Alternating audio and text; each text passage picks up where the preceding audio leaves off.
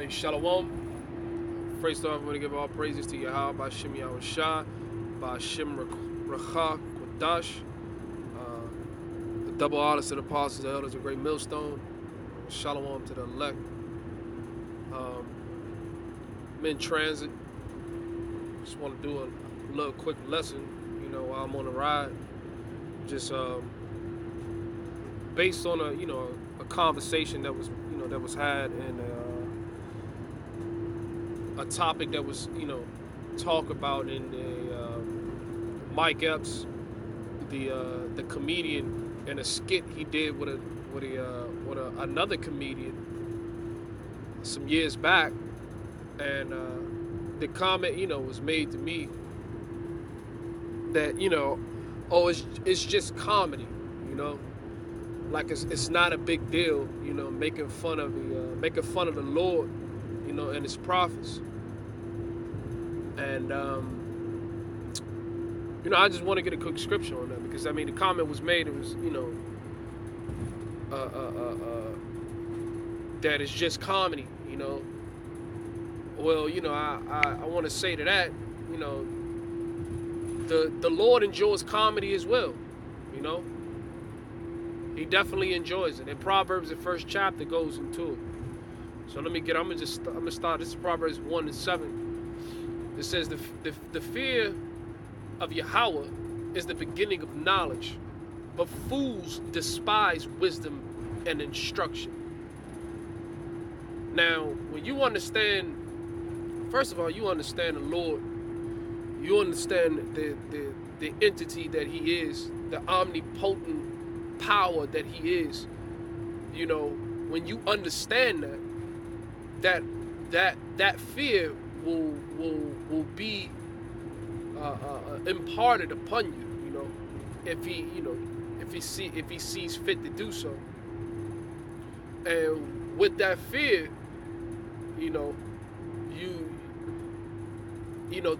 of course, as the scripture said, the beginning of knowledge. The knowledge comes. You start understanding more.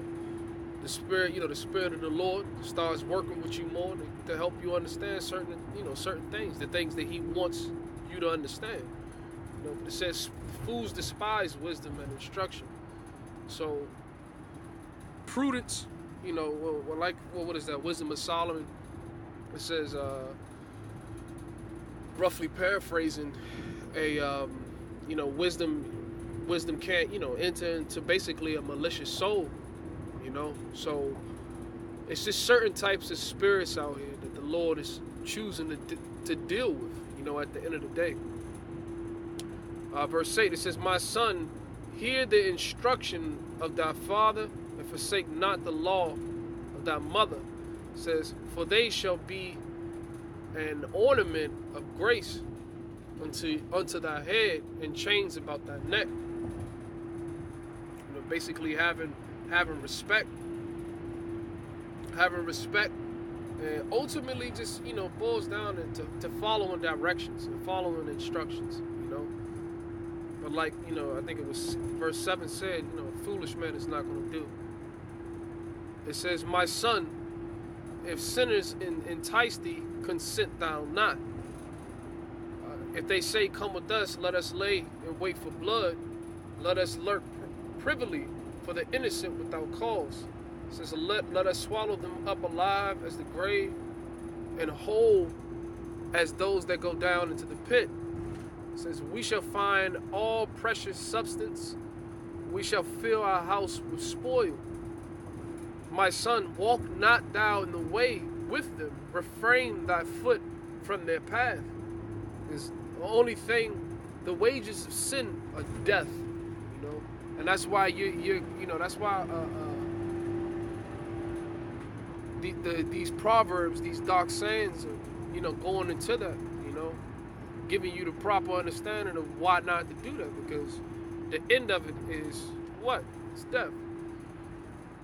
It says, for their feet run to evil and make haste to shed blood, and they lay wait for their own blood. It says, and they lay wait for their own blood. They lurk privily for their own lives. It says, so are the ways of everyone that is greedy of gain, which taketh away the life of the owners thereof. Wisdom crieth without, she uttereth her voice in the streets. And like I said, just this is going into the point. I actually should have started just further down just to get to the point. But what goes down on the highways and the edges, with the prophets, with the men of the Lord, and basically giving the proper understanding of these scriptures, giving you the proper understanding of the characteristics of Yahawah by Shem Yahawashi, and giving you basically the truth. They're giving you the truth of the matter, and giving you things to come, telling you things to come. It's for the benefit of our people. You so-called Negroes, Latinos, and Native Americans, and confusing the faces that are scattered abroad, to the four corners of the earth. It says she crieth in the chief place of concourse, in the openings of the gates. In the city she uttereth her words, saying, it says, how long, ye simple ones, will ye love simplicity? And the scorners delight in their scorning, and fools hate knowledge. See, that's what this thing is all about, man. It's being in the know. Understand what time, understand what seasons we are in. We in the end. It's not time. Hey, listen, it's, of course, when you breaking bread with the Akim, when it's definitely a balance to life. You're gonna have days where like when you fellowshipping, you may have a decent day here and there, but this is hell, and understanding that this is hell is highly important, It says, turn you at my reproof. Behold, I will pour out my spirit into you. I will make known my words unto you. And that's what the prophets of the Heavenly Father are doing, starting with the apostles and elders and great millstone on down. That's what's going on right now. Every Saturday, every day. Let me say that, because the videos, brothers is putting up videos, giving the proper breakdowns, edifying, exhorting brothers, rebuking brothers, and that's happening, day in and day out. It says, because I've called and ye refuse, I have stretched out my hand and no man regarded. So what's going on is the Heavenly Father is reaching out. He's reaching out. You can't say that you was not warned. Because when the day comes, there's not going to be. There's no excuses.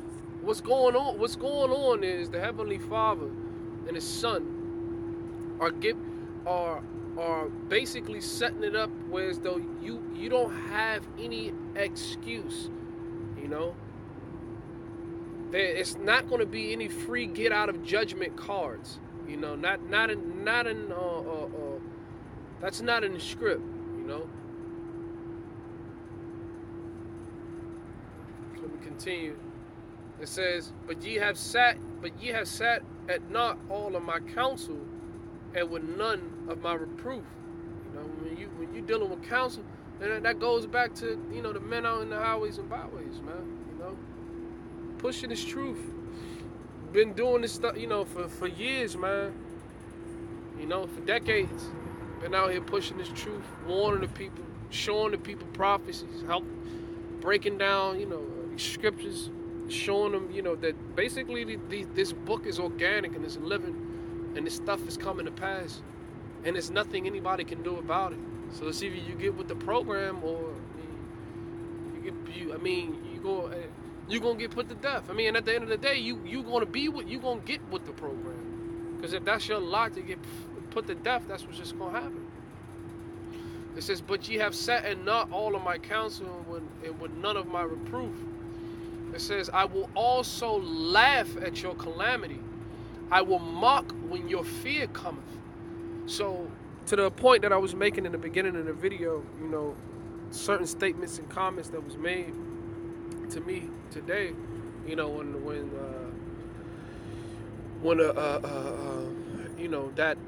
that buffoonery and that clowning, came to pass, when these niggas basically was, laughing and thinking things are a game, guess what? The Heavenly Father, he laughs too, you know?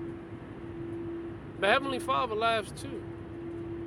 But he laughs when you start getting put to death. He laughs when you're in fear and you calling upon him and you get no answer. That's what he finds funny. When a wicked ass nigga does all the shit that he does his whole life, gets warned, right? And then judgment time comes and he start calling on the Lord. Start calling on God and Jesus.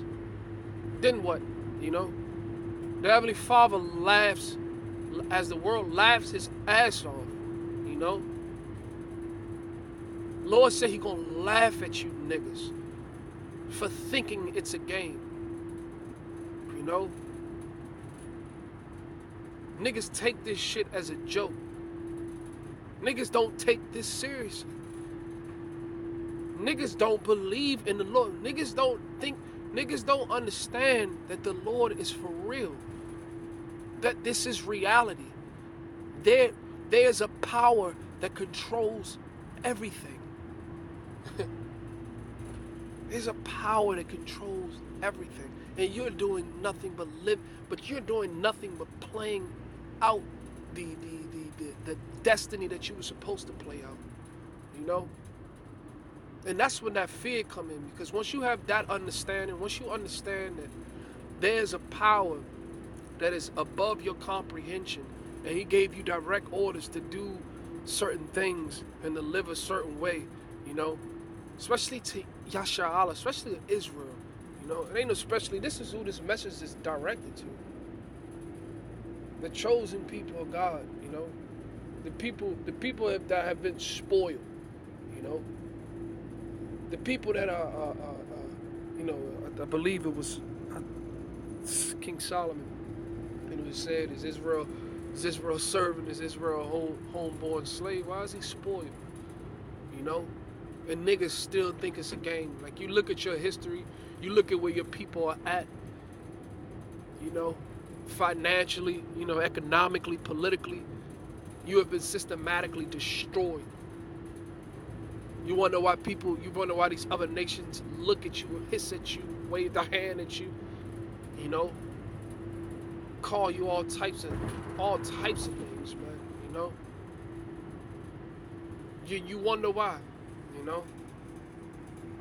But nevertheless, the Lord is going to laugh at you niggas when judgment time comes. And guess who else going to laugh too? The men that told you. The men that told you. The men that's been out there on the highways and the edges preaching this truth in sincerity and in truth,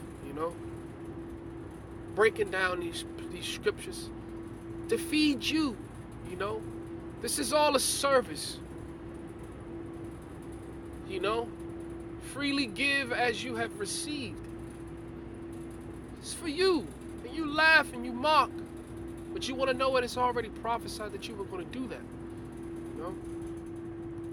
It says, verse 27, when your fear cometh as a desolation, and your destruction cometh as a whirlwind, when distress and anguish cometh upon you. It says, then shall they call upon me, but I will not answer. They shall seek me early, but they shall not find me. For that they hated knowledge and did not choose the fear of Yahawah by Yahawashi. They would none of my counsel. They despise all my reproof. Therefore shall they eat of the fruit of their own way and be filled with their own devices. For the turning away of the simple shall slay them, and the prosperity of fools shall destroy them. But whoso hearkeneth unto me shall dwell safely, and shall be quiet from fear of evil. It's real simple, man, It's as simple as this. When you listen you listen, you don't get your ass whooped. It's that simple, But you want to know what? For prophecy's sake, we understand that that's not going to happen. Not all Israel's going to get it. Two-thirds of niggas are going to get put to death. But you want to know what? In the midst of you getting put to death, guess who you going to call upon? You're going to call upon the one. You're going to call upon the one that's been warning you, that's been warning you, that's been trying to tell you. And in the end of all that, he's going to laugh. He's going to laugh at you. He's going to mock you. Just like that nigga. Listen, just like Mike Epps and his buddy, which we, brothers didn't know, of course. Excuse me, he got put to death. When his heart stopped, then what?